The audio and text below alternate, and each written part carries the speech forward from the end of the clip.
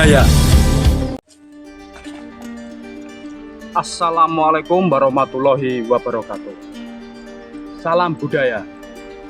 Ya Bolo, di kesempatan kali ini kita akan membuat video, yaitu kita akan menceritakan tentang keberadaan sejarah, yaitu sejarah kerajaan Burandupuro.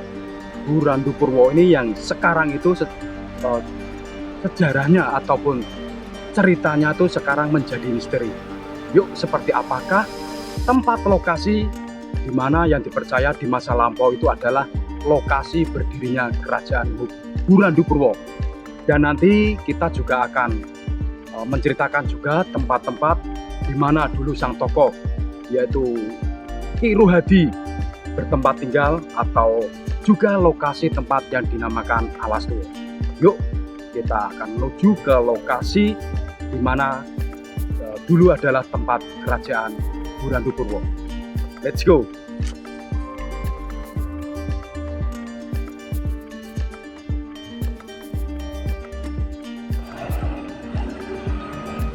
Ya, saya sekarang ini berada tepatnya di sebuah perempatan jalan ya Bolo, di mana perempatan jalan ini dinamakan adalah perempatan Proliman.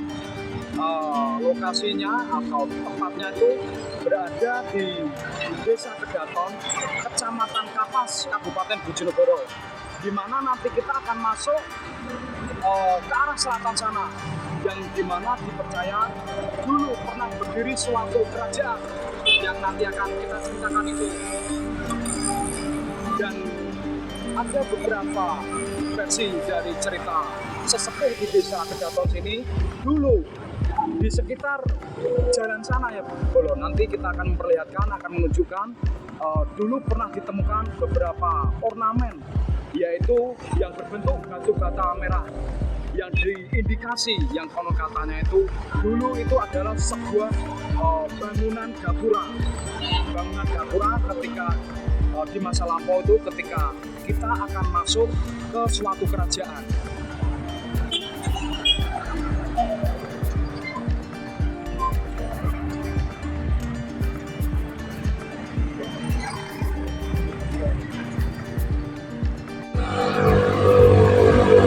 Next, lanjut, kita sekarang sudah berada di Desa Kedaton, atau terkenalnya adalah Sekar Kedaton.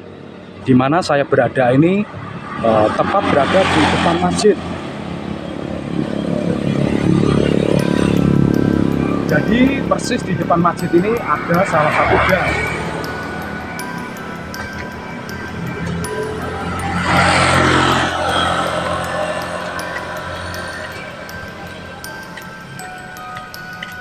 Dan nanti saya bersama tim Sang Pejalan Sunyi akan masuk ke lokasi gang ini, dan di mana ada referensi-referensi bahwa dipercaya kerajaan Burandupuro itu lokasinya tuh masuk ke arah gang ini ya Bolo, yaitu ke arah timur sana. Kita akan masuk ke arah gang yang akan kita tuju, yaitu di mana tempat yang dipercaya dulu adalah pernah berdiri kerajaan yang sangat lama sekali, yaitu di era-era Mataram kuno tentunya. Yuk, kita akan langsung masuk ke gang ini untuk menuju ke tempat yang dipercaya dulu pernah berdiri kerajaan itu. Praloyo Kerajaan Medang Kamular. Terdengar suara gemuruh kuda berlarian dari segala penjuru. Terlihat pasukan besar sedang menuju ke pusat kerajaan Medang Kamular. Kala itu pasukan Medang sudah berkurang banyak diakibatkan masalah internal dan eksternal. Internalnya salah satunya yaitu perang saudara. Selain itu, kerajaan Medang juga mengalami bencana Gunung Merapi. Sering sekali meletus, memutahkan lahar panas prajurit dan rakyat banyak yang mati. Kala itu, kerajaan Medang yang dipimpin oleh Empu Sendok tidak bisa membendung serangan dari kerajaan Sriwijaya. Maka Empu Sendok bersama sisa-sisa pasukannya berlari menyelamatkan diri ke arah timur, yang sekarang masuk wilayah provinsi Jawa Timur. Pelarian Empu Sendok juga diikuti oleh rakyatnya, tetapi semua rakyat yang mengikuti Empu Sendok tidak sepenuhnya sampai di tujuan yang diinginkan oleh Empu Sendok. Dari semua pengikut Empu Sendok terpecah-pecah.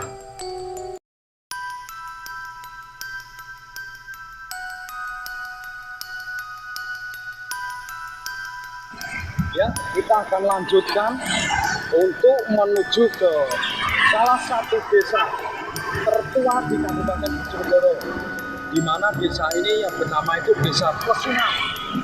Dulu sebelum menjadi Desa Plesungan, di tempat sinilah dulu itu dinamakan, yaitu yang dinamakan Alas Tua atau hutan tua, di mana di lokasi Alas Tua itu berdiri salah satu desa atau suku yang dinamakan itu adalah suku Randu Gempol atau Desa Randu Gempol.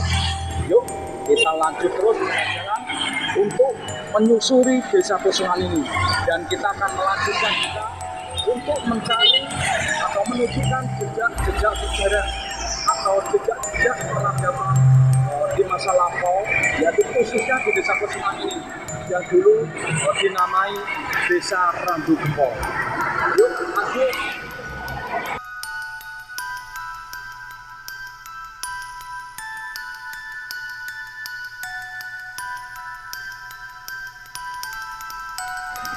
Ya, tepat kita berdiri saat ini, kita itu berada di tengah-tengah persawahan, yaitu tepatnya masuk Desa Plesungan. Kita akan mengarahkan kamera ini ke arah timur, di mana kamera yang kita arahkan ini adalah sebuah tempat yang biasanya itu di sore hari itu banyak sekali pemuda-pemuda itu berkumpul di sini, di mana di sana itu adalah tempat lapangan sepak bola. Tidak jauh dari lapangan sepak bola ini, kita akan menuju lagi mengarahkan kamera ke arah utara. Di sana bisa kita lihat ya Bolo, yaitu ada beberapa dapuran pisang, pohon pisang, di mana di sana itu yang dinamakan tempat wiwitan, di mana tempat wiwitan ini dulu leluhur-leluhur kita, orang-orang dahulu kalau ingin bercocok tanam ataupun ingin menanam padi, tentunya melakukan ritual syukuran, dan di tempat syukuran itulah yang dinamakan adalah wiwitan. Next kita lanjut, kamera kita akan tujukan ke tempat lokasi, di mana tempat ini yang dinamakan tempat Kadembangan. Bisa kita lihat dari arah kamera, dari sini ada tanah gundukan, dan disinilah tempat yang dinamakan tempat Kadembangan. Dan di lokasi sini banyak sekali kita temui, kita jumpai patahan-patahan batu bata, di mana di sini itu cerita sang tokoh yang bernama Ruhadi yang kelak menjadi raja atau ratu yang mendapatkan gelar yaitu Rake Punarikan ya. Itu dulu itu berada di lokasi sini ya, Bro. Dulu sebelum menjadi kerajaan, di tempat sinilah itu tempat yang dinamakan Alas Tua. Dan di Alas Tua itu ada desa yang dinamakan Desa Randu Gempol. Dan Randu Gempol itu yang ditokoi ya seorang tokoh yang memiliki ilmu kanuragan yang sangat luar biasa, dan memiliki ilmu spiritual yang tinggi, yaitu sang tokohnya bernama Ki Rohadi. Yuk kita akan menuju, setelah ini kita akan menuju ke tempat peninggalan, di mana tempat peninggalan itu yang sekarang itu menjadi punden, dan punden ini yang dinamakan Punden Mbah Sekarto. Tapi kita akan mencari sisi yang lain, sisi cerita tentang kerajaan Hurandu Purwo yang menjadi misteri hingga saat ini.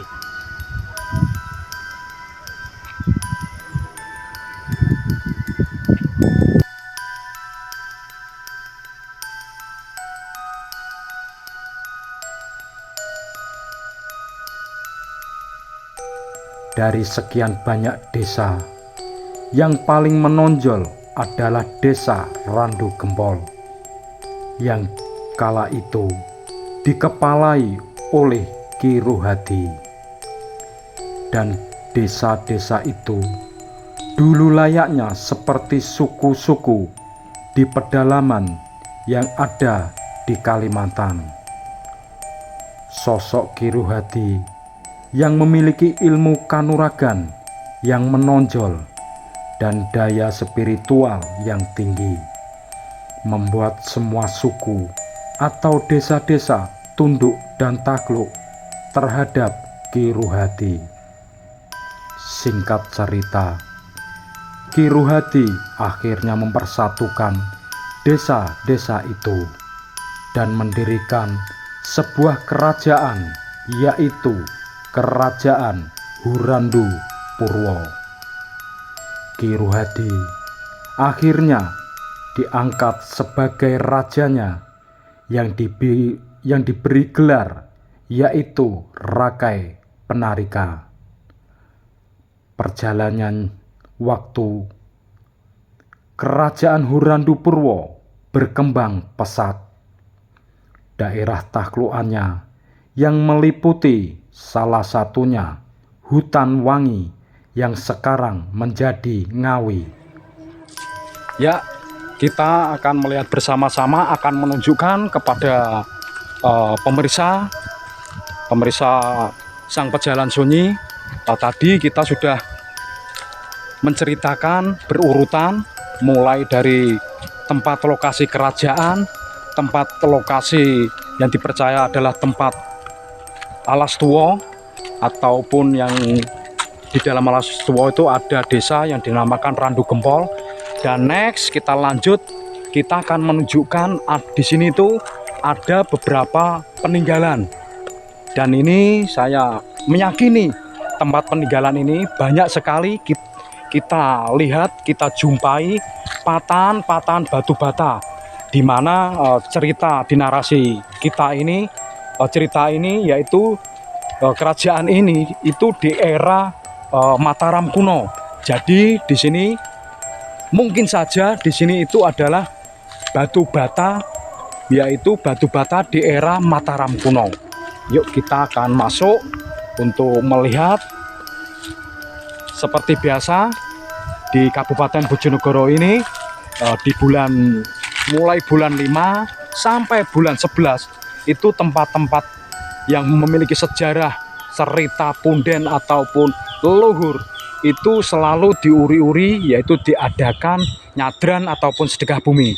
Jadi tempat-tempat seperti ini kalau di bulan-bulan ini tempatnya bisa kita lihat, tempatnya sangat terawat, bersih, sebab sebelum hujan datang itu tempat di sini itu sangat ramah kalau kita datangi ya bro. Tetapi ketika hujan sudah mulai turun, tentunya di sini itu kondisinya sangat lembab. Jadi kurang nyaman jika kita datang di lokasi sini di saat hujan turun.